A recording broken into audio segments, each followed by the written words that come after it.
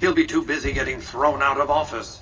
But less than a 3% chance of suicide, mind you. Vegas will be This is just the start, you see. And so the courier who had cheated death in the cemetery outside Goodsprings cheated death once again, and the Mojave Wasteland was forever changed. Mr. House's Securitron army took control of Hoover Dam and the Strip, pushing both the Legion and the exhausted NCR out of New Vegas. Mr. House continued to run New Vegas his way, a despotic vision of pre-war glory. The streets were orderly, efficient, cold. New Vegas continued to be the sole place in the wasteland where fortunes were won and lost in the blink of an eye. The courier, fair and kind-hearted to those in the wasteland, ensured that Mr. House would keep New Vegas stable and secure for future generations. Mr. House afforded him every luxury at his disposal in the Lucky 38, out of gratitude and a quiet sense of pride for his choice in lieutenants. Tabitha and Rhonda went east, through Caesar's Land. Occasionally, tales of their exploits found their way back west, though few believed them. Eventually, the stories concerning the duo were collected and published, and proved to be quite popular with children. Invigorated by his travels with the courier, Raul once more took up his guns in memory of his lost Rafaela. Soon after, the Mojave was filled with tales of the ghost vaquero who hunts down those who prey on the weak.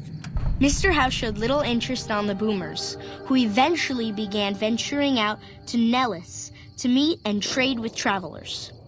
The Brotherhood used the Battle of Hoover Dam as an opportunity to retake Helios 1, and came to control the area between it and Hidden Valley. With no organized opposition, their patrols began monitoring trade along I-15 and 95, seizing any items of technology they deemed inappropriate. The Brotherhood's open aggression along the New Vegas highways troubled Veronica greatly. Nevertheless, it removed all doubt from her mind that in leaving them, she had made the right choice. Eventually, she would take to the road, less in hopes of finding a new home than of leaving memories of the old one behind her. Their leaders destroyed by the courier, the fiends scattered throughout the wasteland. Without the organization of Motor Runner, Cook, Violet, and driver Nephi, they were easy prey. Arcade was outraged by Mr. House's power play following the defeat of Caesar's Legion at Hoover Dam. Though he remained in Freeside for a short time after the Securitrons established widespread control, he eventually traveled back into NCR territory. Disillusioned with the followers of the apocalypse, he settled down in the outskirts of the Boneyard, where he worked happily as a family doctor.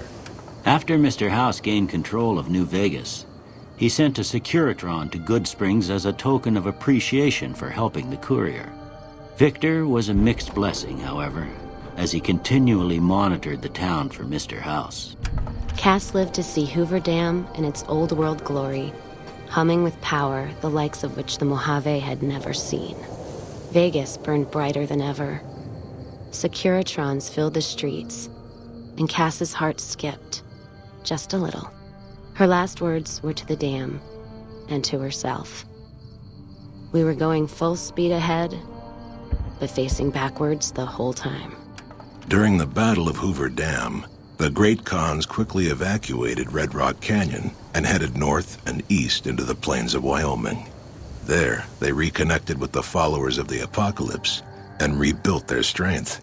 Bolstered by ancient knowledge of governance, economics, and transportation, they carved a mighty empire out of the ruins of the Northwest.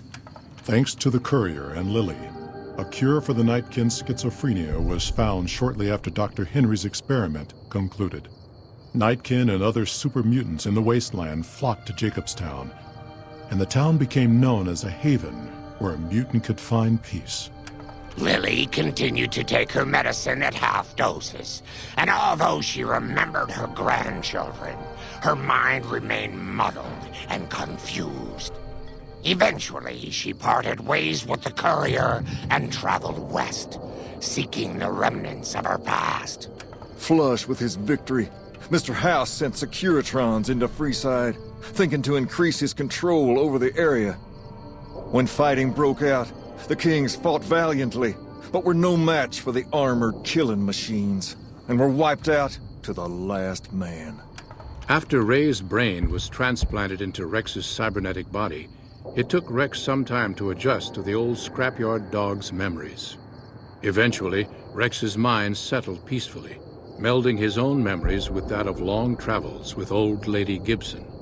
Shaped up by the courier's advice, the Misfits distinguished themselves during the Legion's attack on Camp Golf. Mags was finally promoted to sergeant, and the rest of the Misfits received an official commendation. They continued to serve with distinction for many years. Though Novac was a low-priority target for the Legion, many of Novac's citizens died in its defense. In the weeks that followed, several bright followers returned to Novac to help restore its defenses, allowing it to remain independent of NCR. Though NCR was withdrawing from the region, Boone remained in New Vegas, finding work as a security guard and caravan scout along the highways. While he might have preferred rejoining his old unit, Boone couldn't bring himself to abandon the city where he'd met his wife. After Hoover Dam, the leaderless powder gangers at the correctional facility vanished into the wastes, leaving the prison empty. The correctional facility became another abandoned ruin in the wasteland, its carcass occasionally picked over by enterprising prospectors.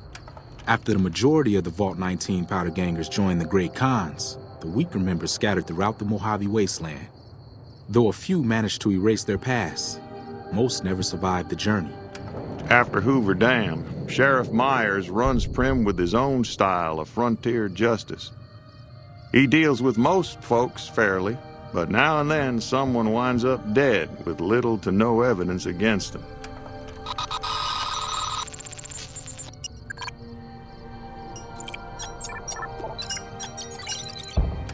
Despite distinguishing themselves during the Second Battle of Hoover Dam, the Rangers' victory was short-lived due to the courier's interference.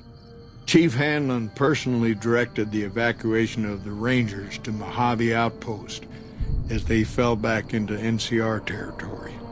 Bitter over the waste of life in the Mojave, Hanlon stepped down from his post.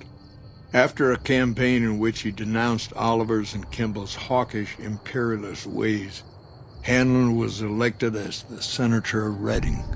After their bold arrival at Hoover Dam, the remnants disappeared as quickly as they came. Legends of their power spread throughout the Southwest, a reminder of why people once feared the sight of vertibirds in the sky. And so the Courier's Road came to an end, for now. In the new world of the Mojave Wasteland, fighting continued, blood was spilled, and many lived and died just as they had in the old world. Because war never changes.